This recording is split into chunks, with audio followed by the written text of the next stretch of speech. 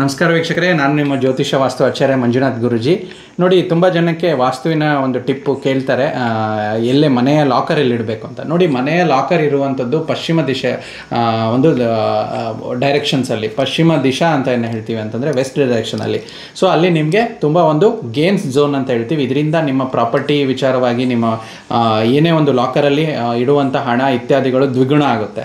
So ಆದರೆ ಆ ಹಣ ಇತ್ಯಾದಿಗಳನ್ನು ನೀವು ಏನಾದರೂ ದಿನನಿತ್ಯ ತೆಗಿತಾ ಇದ್ದರೆ, ಹಣ ಮತ್ತು ನೀವೇನಾದರೂ ಜ್ಯುವೆಲರಿ ಏನೋ ವಿಚಾರವಾಗಿ ದಿನನಿತ್ಯ ಟ್ರಾನ್ಸಾಕ್ಷನ್ಸ್ ಅಂತ ಮಾಡೋದಾದರೆ, ನಿಮ್ಮ ಮನೆಯ ಉತ್ತರ ಭಾಗದಲ್ಲಿ ನೀವು ಲಾಕರ್ನ ಇಡ್ಬೋದು. ಮನೆಯ ಉತ್ತರ ಭಾಗ ಹಾಲಿತ್ತು ಅಂದರೆ ಏನು ಮಾಡಬೇಕು, ಆದರೆ ನಿಮ್ಮ ಒಂದು ಬೆಡ್ರೂಮಿನ ಉತ್ತರ ಭಾಗದಲ್ಲಿ ಕೂಡ ಇಡುವಂಥದ್ದು, ಹಾಲಲ್ಲಿ ಇಡಬೇಕಾಗಿಲ್ಲ. ಇದು ಒಂದು ರೆಮಿಡಿ.